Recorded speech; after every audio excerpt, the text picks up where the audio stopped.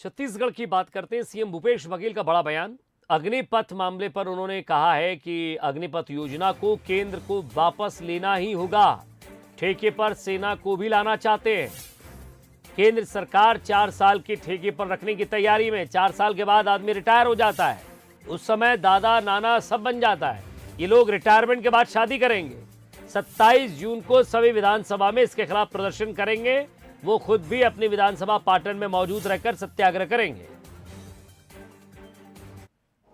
अग्निवीर, फिर अग्निवीर के बाद फिर रेलवे वीर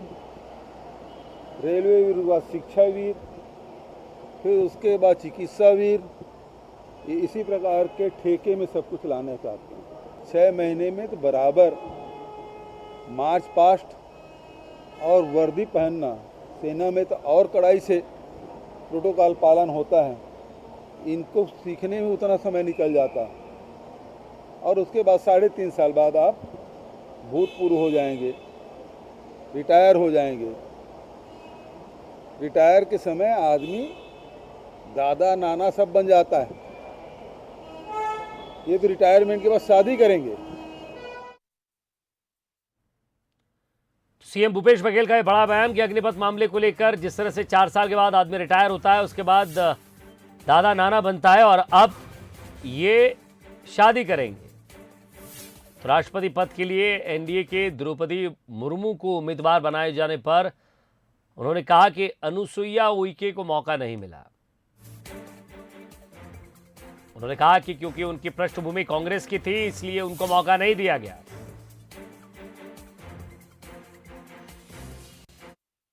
उइके जी भी लगी हुई थी,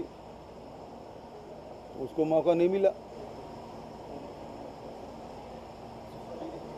क्योंकि उसकी पृष्ठभूमि कांग्रेस की थी, कांग्रेस के पहले विधायक थी, इस कारण से उसको मौका नहीं मिला।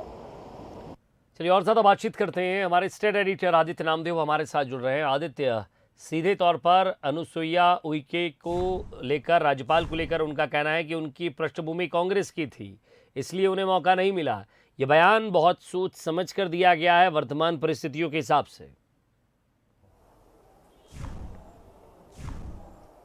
देखिए, एक तीर से कई निशाना करना बोलते हैं इसे विजय जी, और निश्चित तौर पर ये इस बयान के बहुत दूरगामी परिणाम भी हैं क्योंकि उनको मालूम है, देखिए केंद्र के अधीन होता है राज्यपाल, और कहीं ना कहीं राज्यपाल के विषय में ये कहकर कि चूंकि देखिए सिमिलरिटी दोनों में है, अनुसुईया उइके भी महिला हैं, मुर्मू जी भी महिला हैं, अनुसुईया उइके जो है आदिवासी हैं, वो भी आदिवासी हैं। तो जब ये आदिवासी थी और ये आस लगाए बैठी थी तो इनको क्यों नहीं मिला राष्ट्रपति पद? क्या केवल और केवल चूंकि स्टार्ट इन्होंने कांग्रेस पार्टी से की थी, छिंदवाड़ा की बड़ी लीडर रही हैं कांग्रेस की, तो क्या केवल कांग्रेस का क्योंकि बैकग्राउंड रहा इसलिए इनको राष्ट्रपति बनने का मौका नहीं दिया गया, राष्ट्रपति पद का उम्मीदवार एनडीए ने नहीं बनाया?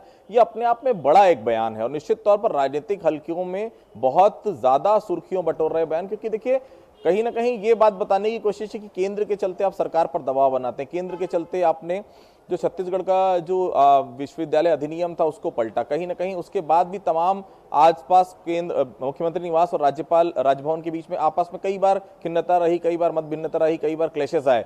किसके लिए? केंद्र के लिए। लेकिन वो केंद्र तो आपके बारे में सोच ही नहीं रहा है, वो तो आपको राष्ट्रपति बनाना नहीं चाह रहा है। तो ये कहीं ना कहीं एक तीर से कई निशाने करने की कोशिश की गई। और दूसरा महत्वपूर्ण बयान जो वहां पर दिया है अग्निवीर मामले पर, अग्निपथ मामले पर बेहद साफ कहा है कि जिस तरह से कृषि कानूनों को वापस लेना पड़ा था, 3 कृषि कानूनों को, काले कानून जिसे कांग्रेस कहते आई है, उसी तरह इस योजना को भी राहुल गांधी ने कहा है आज नहीं तो कल केंद्र को वापस लेना ही पड़ेगा। देखिए विजय जी, इसमें पीछे बहुत बड़ा बात है। 27 तारीख को जो है भूपेश बघेल खुद पाटन में मौजूद रहेंगे। सभी विधानसभा, पूरे 90 विधानसभा में कांग्रेस प्रदर्शन भी करने जा रही है।